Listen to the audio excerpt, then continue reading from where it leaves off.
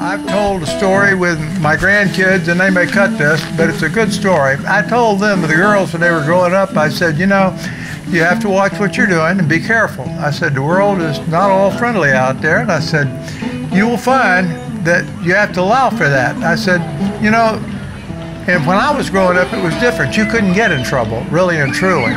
I said, but today, you could back then, you could take off all your clothes, wander around town for a week. No one would have ever touched you. But at least 14 other mothers would have called your mother and said, you just ain't gonna believe what that crazy kid of yours is doing this time. And that's the way it was down here. It truly was. It was just that good.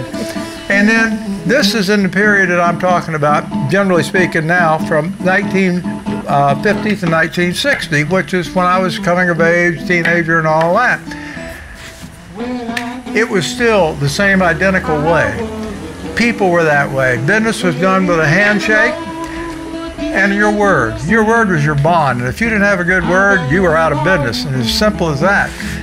And all those things that were back then that were so commonplace are gone forever, it seems like. And it's a real shame because, in my opinion, after the war was over, everybody had a little bit of money. Everybody could still live a good life. And to the best of my knowledge, it's the very best period of life that the United States has ever had. This is it. That was it. I mean, I'm sorry, but that was it at that time. That's the best it ever was, and it hadn't been that good again since, in my humble opinion. I know that's what all the old folks say, but anyhow, it's true. My name's Roy C. Goss Jr. This is my son, Roy C. Goss III, and this is my wife, Carolyn Sanswell Goss. Now, if you ever go to Tarpon and ask for these people, you'll never get them. But if you ask for R.C. or Cam or Yaya, then everybody will know who you're talking about, because that's who we are. The family came from the southeastern part of North Carolina on the coast over there. My great-great-great-grandfather is the first one is here. He came down, and I don't really know why. He was on one of these treks that the people used to take, you know, and some of them went west. Well, he went south, came down here, and while he was here, he found Wall Springs. And when he went back to North Carolina, he told his son, my grandfather, or great-grandfather, that he said, you know, you ought to go down there and have a look at this. This is pretty nice. They came down here either 61 or 62. And 18. Yeah. And they ended up down in Wall Springs. And they were the first owners of Wall Springs. And no, I can't prove that. I don't have any paperwork, but they were. And they're the ones who sold it to Charlie Wall, from which it derives its name today, Wall Springs. My grandfather, if you're interested in this, which is in the same area, he is the one that homesteaded what is now Indian Bluff Island. At that time, it was known as Iron Post Point because there's an iron post that was a surveyor's mark on the north end of the island, and that's what it went by, and that was Iron Post Point. I was born on March 3rd, 1940. When I grew up uptown on the north side of Spring Bayou until I was 10 years old, and for a little kid, it was great. I mean, I caught fish in the bayou and crabs in the bayou, and we played ball and all that kind of stuff. And at that time, it was entirely different in Tarpon Springs or anywhere down here, not just Tarpon. Things were safe at that time. People, the kids could play, they could go anywhere they wanted, they could hop on their bicycles and ride anywhere they wanted to ride or anything else, and nobody bothered them. It's the way it was. People were safe. Times were safe. Our homes didn't have locks on the doors because we didn't have air conditioning, so we had screen doors. And you know what? Everything went fine. There wasn't any problems from all that. And I don't remember. They asked me, you know, some of the most important things you did when you were growing up. That was it. Really and truly. I know when I was little, I took my dog and walk uptown to Baynard's and get an ice cream cone. And when I'd come back out, I'd sit on the curb, and King and I would share an ice cream cone. You don't see that much anymore. And no joke. But it was great uptown, and had a lot of nice friends. And as we got older, we did other things. We started doing a little water skiing and diving and things of this sort, you know. And then when you got wheels, you get to go places. And, and you meet girls. That happens too. And all those things were great. And I know I met my lovely wife over here. And we were trying to figure it out today, either 14 or 15, or maybe 14 and a half. I'll just settle for that. And she had just come up here from Palm Harbor because the Palm Harbor kids had to come to Tarpon to go to 9th grade. And that's when I met her, and she was standing down the hall with a friend of mine. And I looked at her and I thought, wow, I might want to have to know that lady. So I went over and very cleverly asked, who is this? And he introduced me to her. And I thought then, I looked at her and I thought, you know, I got to follow up on this. Well, I've been following up now for about 65 years, so I think I've caught up to her finally. And what else can I tell?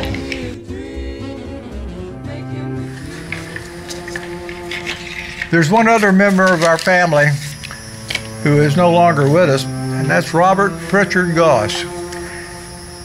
He was my first cousin, and during World War II, he served in the U.S. Navy. And he was on the USS Indianapolis when she went down. And he is one of the ones who stayed right at 100 hours on the water and lived to tell about it. His stories would make your hair curl. It was that bad. The things that they saw and the things that those people went through. But he made it back. He had a vendetta against sharks for the rest of his life. And I don't know how many he caught, but it was a considerable amount. He spent many a day out there doing nothing but chasing sharks, and I think in his mind he was getting even for all his friends that didn't make it back, that the sharks got in the middle of the Pacific. And then the rest of his life, he never forgot that. He went all around the country, even as far as Alaska, and he would preach and tell his story at churches wherever they would ask him to come. And not only that, he was an interesting person to go along with it. He was a good man, and I tip my hat to him. He was also a very successful man. He was a very much a man's man. He was tough, he was strong. He started 2 banks. He owned a lumber company. He owned a real estate appraisal company. He owned a real estate company. He was involved in development of the community there in Holiday that is across from the current Home Depot. I can't think of the name of it, but anyway, he was involved in a number of things and was very successful and helped a lot of people. He helped people that didn't even know who he was, and he didn't know who they were. He put several kids through college that he had no idea who they were. He was a good guy. He was a very good guy. He had a heart that was big as all out of doors. And he didn't want credit for anything that he had done. Yeah, he did it all anonymously as much as he could. How about the family that owns the boats? Oh, yeah. That's David Goss. Robbie had 3 boys, Bobby, David, and Gunner. And Robbie, after he finished building homes and so forth, was involved in their lives in the sense that all 3 boys were guides in this area, fishing guides in this area. And they didn't have a lot of money. None of the Gosses had a lot of money there. But Robbie took an old mullet boat and made a tower boat out of it for each of them so that they could guide out of that. And all 3 of them became very good at it. Robbie went on to buy I'll let you tell this part, Dad, about the Goss-built boats. He went on to work with a fella, Sermons was his name. What was his first name? Joe. Joe Sermons, and bought a mold from him, and you go from there. Joe developed or built this set of molds, and they're 26 feet long, they're 8 feet wide.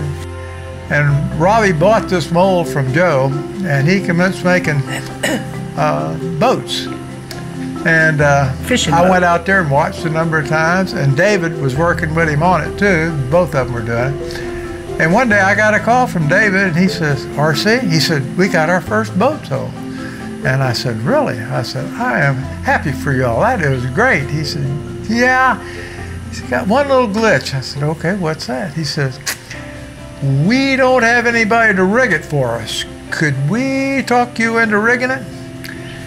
And a lot of people have asked me a lot of things in my lifetime, but that had to rate up in the top 2 or 3 because I'd worked on boats all my life, but they were all old, moldy, nasty boats, you know, and this was a brand spanking new one. Oh yeah, I know I'd rig it for you. So I went down there and I rigged one, and I think we did 8 that year. And I bought a hull from Robbie, and then I built one for us. We have that boat to this day, and that was built in 2000. So he had a good thing going. He truly did. And David has taken it unbelievable. To another level. To another level entirely. Oh. Bobby works with him there, and what they've done is just absolutely out of it. If you want to see something really cool one day, go down to Goss Built Boats and have a look at one. No two ways about it. They're gorgeous. Went through 'em. For a kid that started out in the lawn service, from the back of a van that was chopped, the back 2/3 was chopped off of it so he could put his lawn equipment in. You done good, David.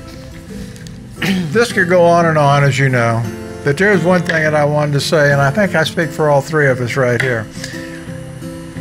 There aren't 3 people that love Tarpon Springs any more than these 3 sitting here. None of us actually live in Tarpon anymore. We live a little bit north of here. It's a little bit calmer up there, not quite as many people, and it's kind of like Tarpon used to be years ago. That has a whole lot of lure for us. But Tarpon and its people and its history is awesome, folks. Really and truly. It just doesn't get any better than this. It doesn't. Thank you. Our hats are off and our hearts are out to you, Steve, for taking the time to try and put that back together. Amen. And I wish you luck, because that's Amen. Be a That's feat, so true. It was worth doing. I agree with that wholeheartedly. Steve, you grew up around the same time I did, and you can remember Sunset Hills and all the woods we had and the exploring that we did and how we could go anywhere we wanted pretty much with BB guns and hunt, and nobody would say anything. And you know, none of that's here anymore. We'd come out here when Howard Park was being built. So much has changed since we grew up. I'm 63 years old, and I can remember a time when you could get up on a Saturday morning and you could take off and not have to ride a hard road. You could cross a hard road and stay in the woods all day long in Sunset Hills proper. And I defy you to stay in the woods 15 minutes now anywhere without crossing a road or what have you. But it's a sign of prosperity, some would call it, and development, obviously, and some people call it progress, yeah. But there's an element lost with progress too, and that element is I think what you're trying to capture, Steve, and I don't know that you'll get it, but I wish you every bit of luck in doing so. It's just it's called the past, you know, and we all have it, yeah.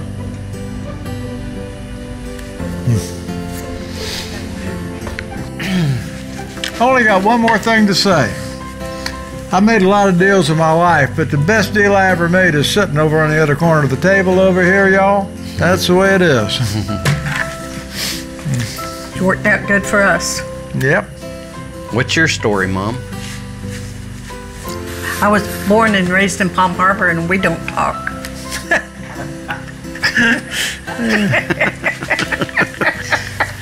What happens in Palm Harbor stays in Palm Harbor.